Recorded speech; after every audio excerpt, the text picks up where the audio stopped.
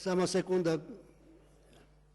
Член 38, став 2. Ако прашањето се однесува на носител на јавна функција кој не е член на владата, пратеникот до председателот на собранието поднесува барање.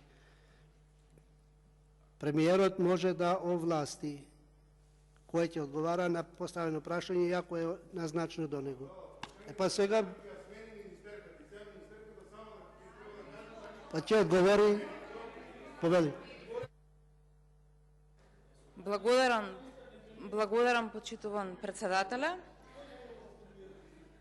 Благодарам и на пратеникот за поставеното прашање. Благодарам на председателот на владата што ми даде можност да одговорам, за да пратеникот се увери дека сум психички и здрава и стабилна да одговарам на сите прашања.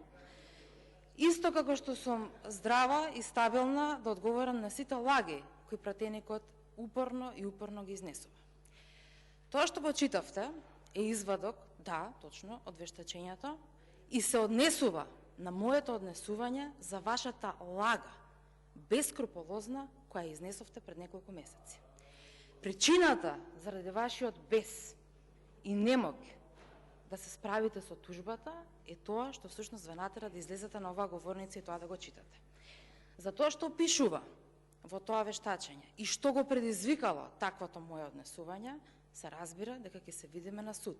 И како што кажав пред неколку месеци од оваа говорница, дека за вашата лага ќе се видиме на суд, ќе се видиме наскоро. Исто како што ќе се видиме многу брзо за најновата ваша лага, дека припадници на военото разузнавање биле уапсени во Косово.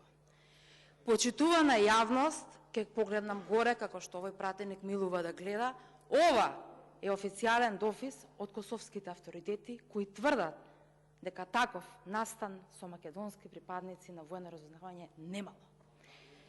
Немало. Еве го дописот. И за ова ќе се видиме на суд и ќе го прочитате, ќе го разгледате, ќе видите што ви е јасно, а што не ви е јасно. Што се однесува на мојата работа, ако имате било каков сомнеш за тоа дали некоја одлука изминатиот период сум ја донела во согласно со законот или не, има еден инструмент кој се нарекува интерпелација. За ова време додека сте пратеник, претпоставувам имавте време да го прочитате деловникот и да знаете дека не ви треба премиерот за да ме разреши. Треба да бидете доволно храбри, да имате аргументи, а не лаги со кои што упорно се служите, да напишете еден лист наречен интерпелација, тој да го поднесете и тука ќе бидам цел ден колку што е потребно да одговорам на сите ваши инсинуации. Почитувам пратеник, очекував од вас дека ќе зборувате за тоа што се случува во армијата. Очекував дека ќе сакате да дознаете кои се плановите на за армијата и на Министерството за одбрана. Во изминатиот период покажавте дека единствено нешто кое што ве интересира е сеење дезинформации и ширење лаги. На лагите одговарам со вистина и ништо повеќе. Јас стојам овдека денеска исправена и одговарам за својата работа. А за тоа зашто вие ќе одговарате, набрзо ќе знае јавноста. Благодарам.